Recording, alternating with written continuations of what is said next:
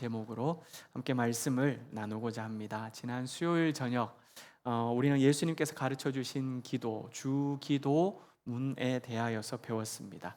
주기도문이라고 이야기를 하면 우리가 예배 종료를 알려주는 마침 기도문으로 이렇게 생각할 수 있는데 그게 아니다라고 함께 말씀을 나누었습니다. 암송하는 구절 중에 하나 있다면 이야기를 해보십시오. 암송해 보십시오라고 할 때 다른 건 생각이 안 나는데 하늘에 계신 우리 아버지여 이름이 거룩히 여김을 받으시오며, 이렇게 암송 기도문으로 생각하고 그냥 입에 줄줄줄줄 달고 있는 그런 암송문으로 생각하기도 하는데 그것조차도 아니라고 했습니다. 그러면 주기도문은 무엇인가? 주님께서 내가 무엇을 기도해야 되는지, 우리의 기도의 내용이 무엇인지를 하나하나 알려주시는 그런 내용이었지요. 예수님께서 가르쳐 주신 기도는 먼저 하나님을 향하고 있었습니다. 우리의 기도가 내 소원을 관철시키기 위하여 막 애쓰고 씨름하는 씨름장이 아니라 아버지의 이름이 거룩히 여김을 받으시기를, 그리고 하나님의 나라가 이 땅 가운데 통치하시길, 그리고 하나님의 뜻이 내 뜻보다 더 우선으로 이루어지기를 우리가 간절히 기도하는데, 어떻게 간절히 기도하느냐? 예수님께서 겟세마네 동산에서 정말 피땀 흘리면서까지 간구하셨던 그 기도처럼 우리도 그렇게 엎드려 주님의 뜻이 나에게 이루어지기를 부르짖는 것, 그것이 예수님 가르쳐 주신 기도다라는 것을 우리가 배웠던 것이지요. 사랑하는 여러분, 우리의 기도가 예수님께서 가르쳐 주신 이 기도로 새로워질 수 있기를 간절히 소망합니다. 내 뜻이 아닌 주님께서 가르쳐 주신 주님의 뜻을 위하여 오늘 이 시간에도 같이 기도하자는 것이지요. 그리고 두 번째는요, 우리의 일용할 양식을 위하여, 일용할 은혜를 위하여 기도하라고 하셨습니다. 사실 우리는 10년치 20년치 쌓아놓고 그렇게 좀 마음의 평안함을 가지고 살고 싶은 것, 그게 우리의 그런 모습이라고 함께 나누었습니다. 그래서 그런지 10년치가 아니라 1년치만 내 통장에 조금 이렇게 쌓여 있어도 다행이다 한숨 돌리면서 그렇게 평안을 누리는 것, 하나님 때문에 평안이 아니라 내 통장 잔고 보고 평안을 누리는 것, 이게 어찌 보면 우리의 현실이 아닐까 생각을 합니다. 하지만 예수님께서는 우리에게 뭐라고 가르쳤지요? 매일의 은혜를 구하라는 것입니다. 오늘의 은혜에 감사하며 살아가라는 것이죠. 그때에 우리 하나님께서는 그냥 10년, 20년치가 아니라 광야에서도 40년을 매일같이 먹이시고 40년 동안 옷이 헤어지지 않도록 하셨고 40년 동안 그들의 신이 끊어지지 않도록 하셨던 그 은혜로 우리도 지금 살아가고 있는 광야 앞으로의 40년을 주님께서 책임져 주실 것이다. 그러니 그것을 믿으며 그것을 신뢰하며 매일매일 일용할 양식을 구하고 매일매일 주신 그 일용할 은혜에 감사하며 살라. 이게 예수님이 가르쳐 주신 기도였다라는 것이죠. 사랑하는 여러분, 다시 한번 축복합니다. 우리의 기도가 예수님께서 가르쳐 주신 기도대로 기도하며 매일매일 하나님 의지하고 살아갈 수 있기를 다시 한번 간절히 소망합니다. 그리고 마지막으로 예수님께서 가르쳐 주신 기도가 내 기도가 아니라 무슨 기도라고요? 우리 기도라고 했습니다. 우리 기도. 우리 가족을 위하여, 우리 자녀를 위하여, 그리고 우리 건강을 위하여. 앞에 수식어는 우리라는 단어를 갖다 붙였지만 그러나 그 우리 기도는 우리가 잘 알고 있죠. 우리 기도가 우리를 위한 기도가 아니라는 사실을요. 내 기도라는 것입니다. 내 문제를 위하여 기도할 때에 그럼 어떻게 기도하는 게 우리를 위한 기도냐? 셀 가족들 그리고 공동체 구성원들이 꺼내 놓았던 기도 제목들, 그것을 위하여 함께 같이 기도하는 것, 그게 우리를 위한 기도라는 것입니다. 우리 가정을 위하여 기도할 때는요, 우리 가정만이 아니라 내 자식들만이 아니라 우리 교회를 위하여, 우리 목사님을 위하여, 우리 성도님들을 위하여, 아파서 나오고 싶지만 나오지 못하는 연약한 자들을 위하여, 그리고 우리 교회에만 또 국한되지 않는 농어촌 교회를, 미자립 교회를, 그리고 개척교회를 위하여서도 같이 기도하는 것, 그게 바로 우리 교회를 위한 넓은 기도다라는 것입니다.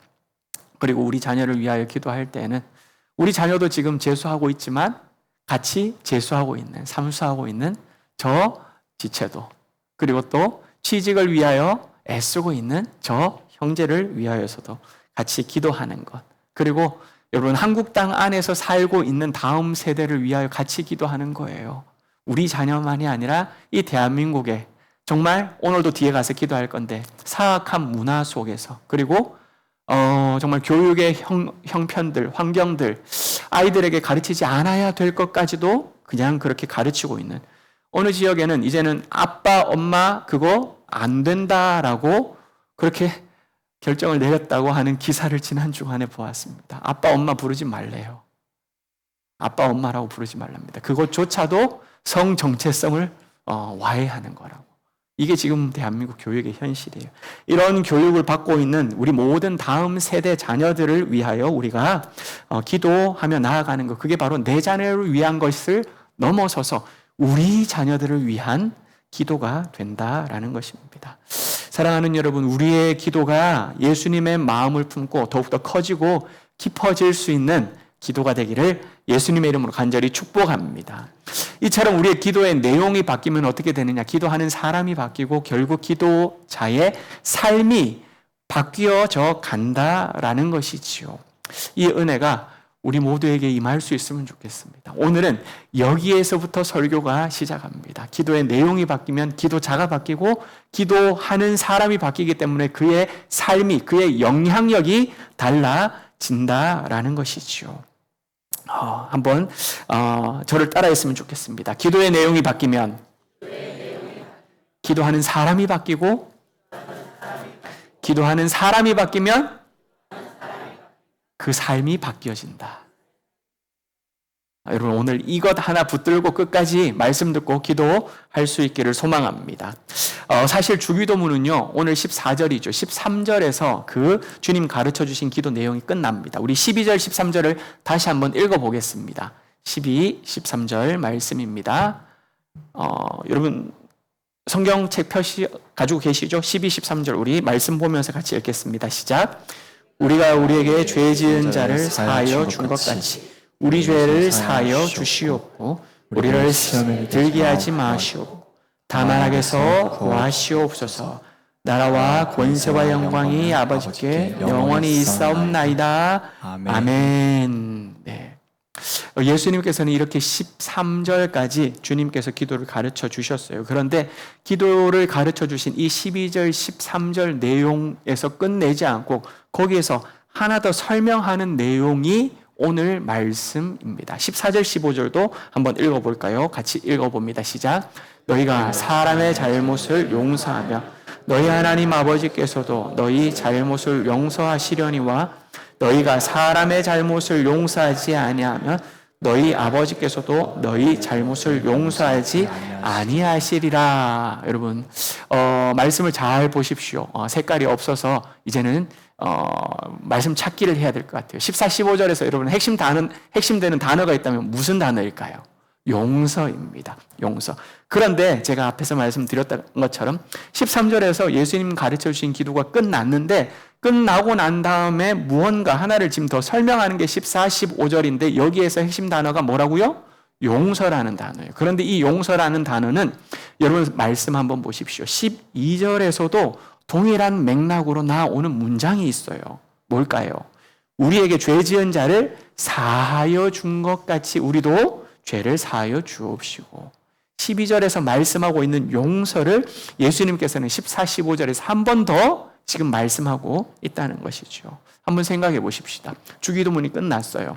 예수님께서 가르쳐 주신 기도, 먼저 하나님의 이름이 거룩히 여김을 받으시고 하나님의 나라가 이 땅에 임하시며 그리고 또 하나님의 뜻이 이루어지기를 소망하면서 그렇게 하나하나 기도를 했어요. 그런데 그걸 다시 언급한 게 아니라 뭘 다시 언급하셨다고요? 용서를 언급하셨다는 것이죠. 오늘 설교의 핵심이 여러분 여기에 있습니다. 기도는 입으로 끝나는 것이 아니라 삶으로 이어져야 한다는 것입니다. 기도는 입에서 끝나는 것이 아니라 삶으로 이어져야 한다는 것이죠. 그런데 그 삶에서 어떻게 이어져야 하느냐? 한 단어로 말하면 용서로 이어져야 한다는 것이죠. 기도하는 대로 살아야 하는데 그것이 바로 용서의 삶으로 나야 한다라는 것입니다. 입으로는 12절 말씀처럼 우리가 주님 가르쳐 주신 기도를 따라 그렇게 기도합니다. 주님, 우리에게 죄를 지은 자를 사하여 준 것 같이 우리 죄를 사하여 주시옵소서라고 그렇게 기도를 하면서도 우리 마음속에는 여전히 풀지 못하고 있는 이름이 있다면 여러분, 기도가 아버지의 뜻대로 내 삶에 지금 응답되지 않는다는 거예요. 기도의 내용은 하나님 이렇게 기도하라고 하셨군요. 네, 알겠습니다. 우리에게 죄를 지은 자를 사하여 준 것 같이 라고 그렇게 기도를 하는데 정작 정녕 내 마음속에는 여전히 풀지 못한 그 한 사람의 이름이 나를 꽉 부여잡고 나를 놓아주지 않고 내가 여전히 그것 때문에 씨름하고 있고 괴로워하고 있다면 바로 내가 부르짖고 기도했던 그 기도가 아버지의 뜻대로 내 삶 속에서는 이루어지지 않고 있다라는 것이죠. 그러므로 주님께서 가르쳐 주신 기도의 핵심은 뭐냐? 기도가 입술로 끝나지 말고 우리 삶이 되는 자리로 나아가라라고 말씀하고 있다는 것입니다. 예수님께서 말씀하고 계시는 이 용서라는 단어는요, 놓아주다, 풀어주다라고 하는 뜻입니다. 밧줄을 꽉 쥐고 있는 그 손을 펴게 되면 어떻게 됩니까? 밧줄이 내 손에서 빠져나가 버리게 되죠. 이걸 바로 용서한다, 놓아준다, 그리고 풀어준다라고 하는 의미입니다. 우리는 1만 달란트 빚진 자 이야기를 잘 알고 있을 것입니다. 베드로가 질문을 해요. 형제에게 내가 형제가 나에게 죄를 범하게 되면 내가 몇 번 용서해 주면 되겠습니까? 라고 질문을 하지요. 그러면서 바로 자기가 대답을 합니다. 7번까지 해주면 되겠습니까? 라고 이렇게 다시 한번 의문형으로 예수님에게 질문을 해요. 그렇게 질문한 의도가 무엇이냐면 나름 내가 한두 번 용서하는 게 아니고 7번까지 신약 성경 안에서 구약 성경 안에서 7이라는 이 숫자는 어찌 보면 완전수에 해당되는 것 아니겠습니까? 그래서 내가 이마만큼 용서한다면 되지 않겠습니까? 예수님한테 지금 뭐 받고 싶냐면 칭찬받고 싶은 거예요. 그렇게 해서 이야기를 했습니다. 하지만 예수님의 대답은 달랐어요. 어떻게 해요? 1흔번씩 7번이라도 할지니라. 그러면서 해주신 비유의 말씀이 뭐냐면 1만 달란트의 빚진 종 이야기였습니다. 1만 달란트라 여러분, 당시 노동자 하루 품삯이 한 데나리온이었어요. 그런데 1달란트는 데나리온으로 환산하면 6천 데나리온이에요. 그러니까 여러분, 하루에 한 데나리온을 받는데 6천 데나리온을 모으려면 며칠이 걸리죠? 6,001이에요. 그걸 연수로 환산을 해보니 쉬지 않고 16년을 일해야지만 모을 수 있는 게 1달란트예요. 근데 1만 달란트라고 하면 어마어마하다는 숫자입니다. 우리가 도저히 갚을 수 없는 돈, 그것이 1만 달란트라는 것을 말씀하고 있죠. 그런데 이 1만 달란트를 빚진 자가 그 종이 애원하여 임금 앞에 주여 용서하여 주옵소서 라고 간절히 부르짖게 되자 임금이 바로 그 자리에서 그 모든 빚을 탕감해 줍니다. 엄청난 은혜였지요. 그 은혜를 부여안고 그리고 난 다음에 임금에게 몇 번을 인사했을까요? 1만 번까지는 아니어도 한 1,000번은 하다가 제발 좀 나가라 해서 아마 그래서 나가지 않았을까 싶어요. 그렇게 행복한 마음으로 집으로 돌아가는 길에 누구를 만나죠? 자기에게 100데나리온을 빚진 자. 100데나리온이면은 여러분 100일 동안의 일 한 싹시예요. 그러면 한 3, 4개월 생각하면 되겠죠. 그렇게 몇 달치 품삯을 빚진 동료를 만납니다. 그런데 그의 멱살을 붙잡고 지금 당장 갚아라. 100데나리온이 없다고 내가 반드시 갚겠다 이야기를 하는데 지금 안 갚으면 안 되겠다고 어떻게 합니까? 감옥에 데리고 가서 그냥 처박아 넣어버렸다는 것이죠. 이 말씀을 저는 읽을 때마다 항상 뜨끔합니다. 뭐가 뜨끔하냐? 여러분, 우리가 1만 달란트 빚진 것을 탕감받은 자들 아닌가요? 지옥에 가서 마땅한 값을 치러야 할 자들이 우리지 않습니까? 지옥 불에서도 다 어찌 보면 갚을 수 없을 만큼의 큰 죄를 짓고 살아왔고, 그리고 또 지금도 주님 앞에 하나님의 은혜의 용서를 구하지만 앞으로도 지을 죄가 쌓여 있는 게 우리지 않습니까? 이러한 우리를 끝까지 탕감해 주시고 용서해 주시는 사랑의 하나님 아버지의 1만 달란트 빚진 자를 용서해 주시는 그 은혜라는 것입니다.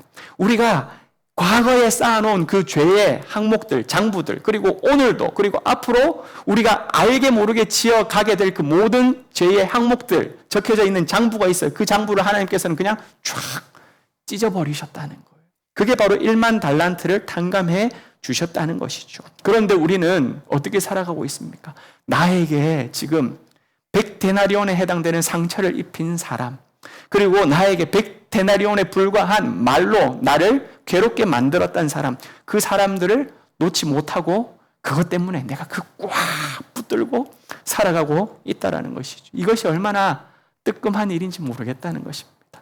용서한다는 것은 어떤 의미냐면요, 그 사람이 잘했다라는 것을 인정해 주는 게 아니에요.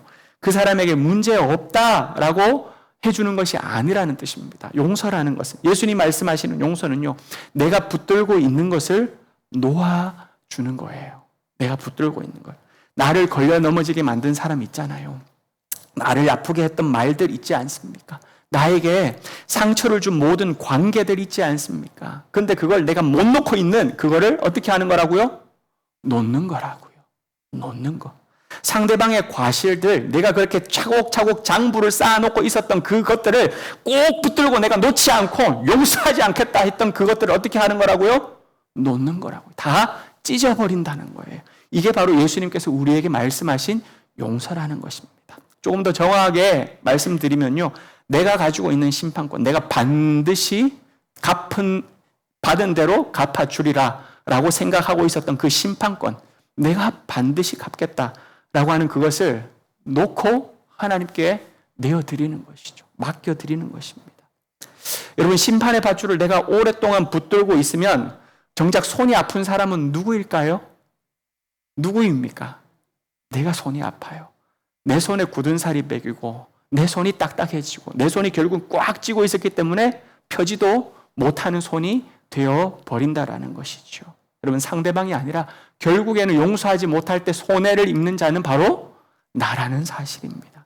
나에게 준 상처가 아무리 커도 여러분, 다시 한번 1만 달란트 빚진 자의 말씀을 우리가 기억합시다.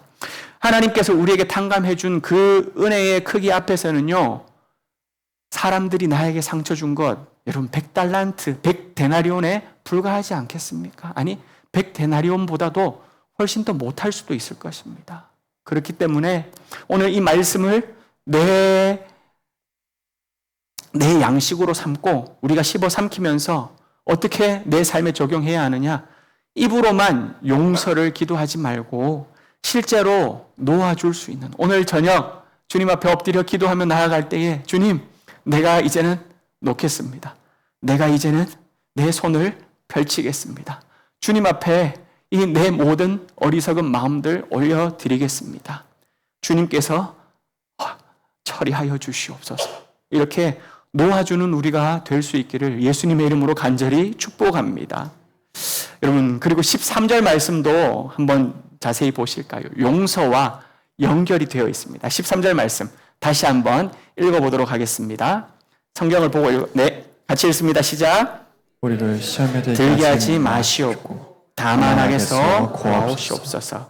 나라와 권세와 영광이 아버지께 영원히 있사옵나이다. 아멘. 여러분, 13절 앞부분을 보시면 우리를 시험에 들게 하지 마시옵고 다만 악에서 구하시옵소서라고 예수님께서 기도를 가르쳐 주셨습니다. 우리는 시험이다라고 하면 뭘 먼저 떠올리느냐? 고난을 생각해요. 실패를 생각합니다. 이게 시험이다라고 생각을 한다는 것이죠. 그런데 성경에서 말씀하고 있는 시험은요, 우리 마음을 하나님에게서부터 멀어지게 하는 것도 시험이다라고 이야기를 하고 있습니다. 우리를 하나님에게서 자꾸 멀리 떨어뜨려 놓게끔 하는 유혹들, 이것도 시험이라는 것이죠. 한번 생각해 보십시오. 미움은 대단히 강력한 시험입니다. 유혹이에요. 무슨 유혹이라고요? 하나님과 떨어지도록 만드는 시험이자 유혹이라는 것입니다. 원망은요. 원망. 그 사람 때문에 내가 이렇게 되었는데, 그 일 때문에 내가 이렇게 되었는데 어찌 내가 이것을 잊을 수 있겠냐라고 내가 놓지 못하고 있는 이 원망은 우리 마음을 여러분 깨끗하게 시원하게 하는 것이 아니라 끝까지 옹졸하게 나를 더 협착 하게 만드는, 내 시선을 넓히지 못하도록 좁은 것만 바라보도록 만드는 것, 이게 바로 원망이라는 것이죠. 복수심은요, 여러분, 우리의 기도가 나아가지 못하도록 하는 것입니다. 끊임없이 내 안에서 맴돌아요. 어떻게 해요? 하나님, 이거 너무 억울합니다. 하나님, 이거 어찌할 겁니까? 하나님, 이거 가만히 두시겠습니까? 매번 여기 안에서만 맴돌아요. 왜요? 복수심이 내 안에 활활 타오르고 있기 때문에 내 영혼을 메마르도록 하는 것, 이게 바로 하나님과 멀어지도록 만드는, 용서를 말씀하고 있는 이 하나님의 마음을 내가 품지 못하도록 만드는 시험이라는 것이죠. 이처럼 용서하지 못하는 사람은 내 영혼이 시험 들게 되고 끊임없이 악한 마음을 키워가게 된다는 것입니다. 하나님 마음이 내 안에 들어올 자리가 없다라는 것이지요. 사랑하는 여러분, 오늘도 누군가를 내 마음의 감옥 안에 지금 가두어 놓고 계십니까? 그런데 한번 가만히 생각해 보세요. 내가 그 사람 가두었다 생각하십니까? 아니에요. 누가 갇혀 있습니까? 내가 갇혀 있는 거예요. 내가 갇혀 있는 거예요. 내가 그 안에서 괴로워하고 있고 내가 그 안에서 고통스러워하고 있다라는 것이죠. 예수님께서 우리에게 알려주고 계신 이 용서는 풀어주라, 놓아주라라고 하는 것, 그 사람을 풀어주라, 그 사람을 놓아주라라고 하는 것이기도 하지만, 그렇게 풀어주고 놓아줄 때 결국에는 누구를 놓아주는 것이요? 나를 놓아주는 거예요. 우리도 자유하게 된다라는 것입니다. 사랑하는 여러분, 용서하면서 저는 여러분들이 노임을 받을 수 있고 여러분들이 자유함을 입을 수 있기를 예수님의 이름으로 간절히 소망합니다. 예수님의 용서는요, 그 사람을 위하여서도이기도 하지만 결국에는 나를 위하여서라는 것이죠. 이 은혜가 우리에게 임할 수 있어야 한다는 것입니다. 마지막으로 오늘 말씀에서 여러분 오해하지 말아야 할 것이 있어요. 14절 15절 말씀 다시 한번 읽어보도록 하겠습니다. 너희가 용서하면 너희 천부께서도 너희를 용서하시려니와 너희가 사람의 잘못을 용서하지 아니하면 너희 아버지께서도 너희 잘못을 용서하지 아니하시리라. 아멘.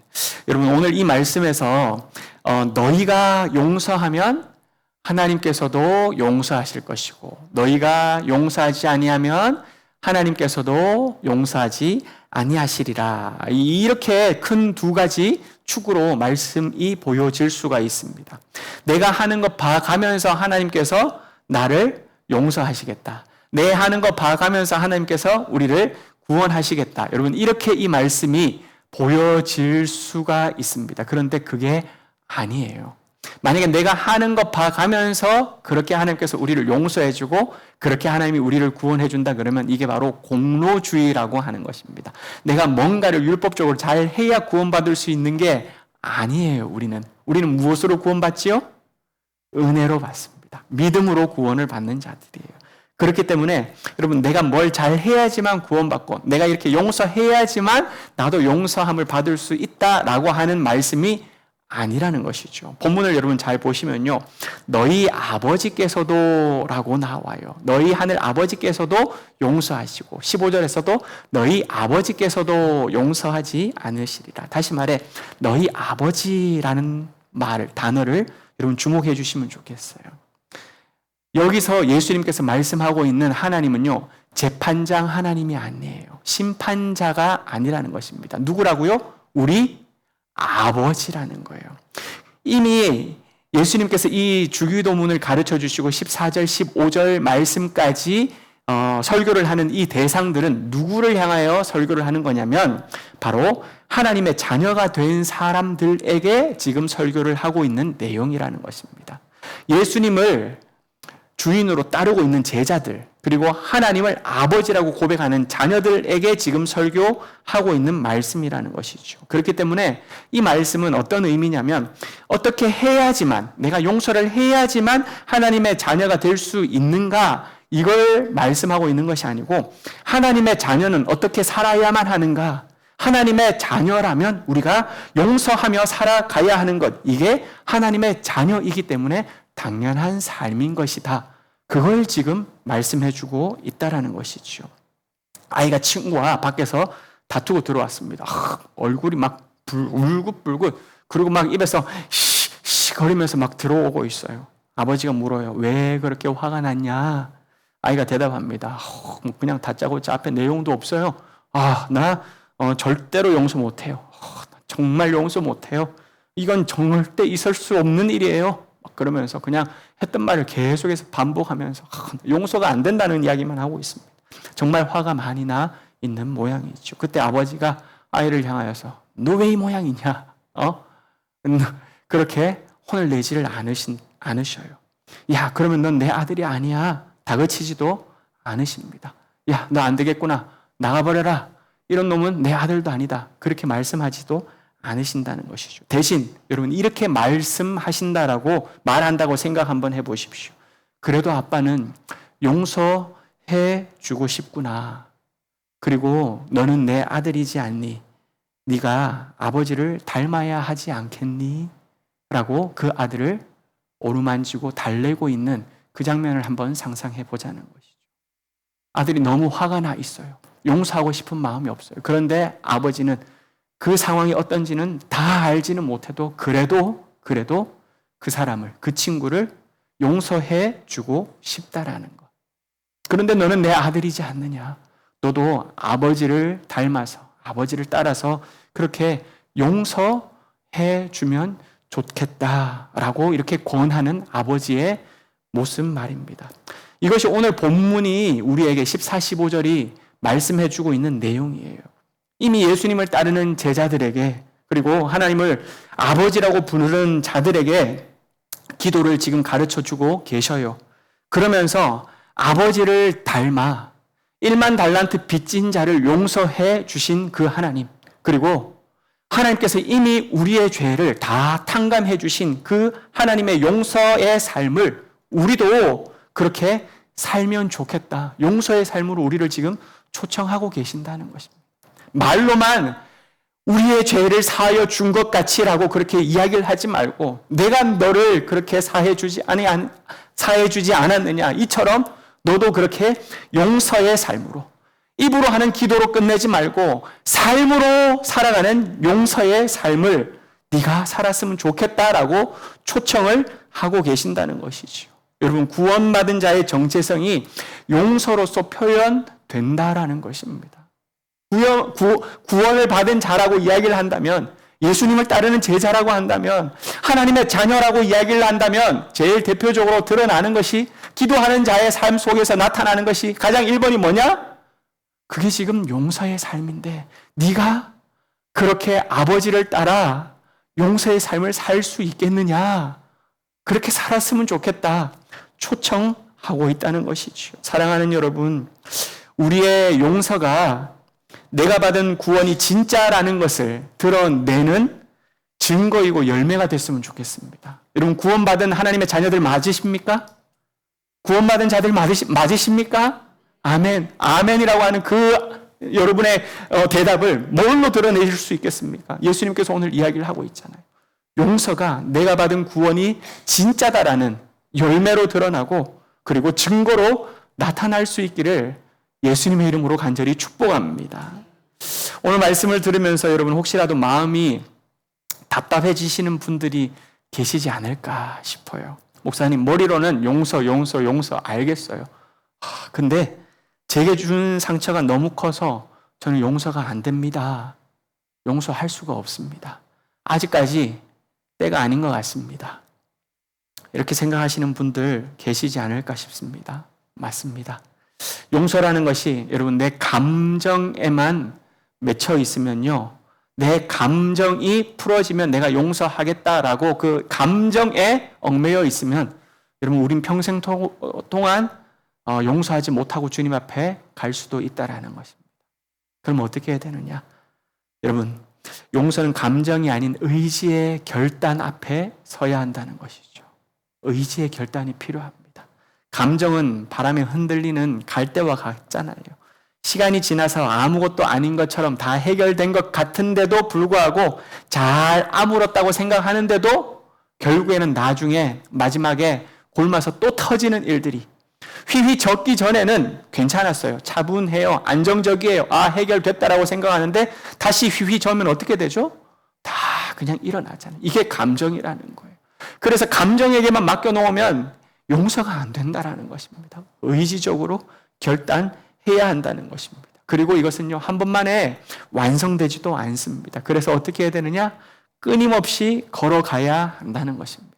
용서의 길로 끊임없이 나아가야 하는 과정이라는 것이죠. 사랑하는 여러분, 예수님께서 가르쳐 주신 기도를 통하여 우리의 삶의 그 용서의 첫 발을 오늘 뗄 수 있으면 좋겠습니다. 오늘 저녁 기도하면서 지금까지는 안 되었던 그 용서가, 하나님 아버지, 내가 의지적으로 결단을 하겠습니다.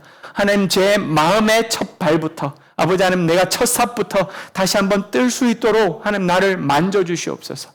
하나님, 나를 붙들어 주시옵소서. 그렇게 기도할 수 있으면 좋겠습니다. 여러분, 기도가 완성되는 자리가 어디일까요? 기도의 열매가 맺히는 자리가 어디일까요? 화려한 미사역으로 아름답게 기도를 하고 그 기도를 듣는 사람들이 기도 너무너무 잘하는구나, 그렇게 이야기 듣는 그 자리가 기도가 완성되는 자리일까요? 아니지요. 눈물을 우리가 흘리면서도 창자가 끊어지는 것과 같은 그런 고통스러운 기도의 자리라 할지라도 예수님께서 땀방울이 핏방울처럼 그렇게 엎드려 간절히 기도했던 것처럼 내 원대로 마옵시고 아버지의 원대로 되기를 원합니다.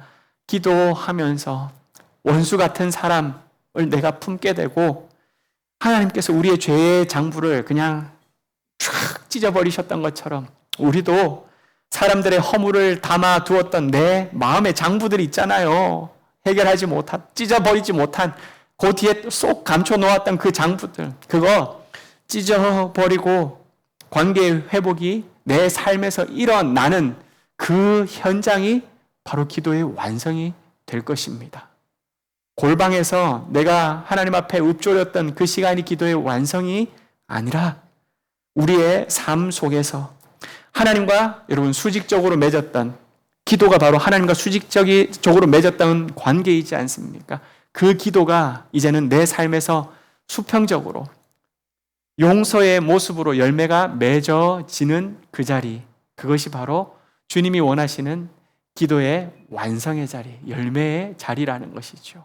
그 삶의 변화가 우리 모두에게 펼쳐질 수 있기를 예수님의 이름으로 축복합니다.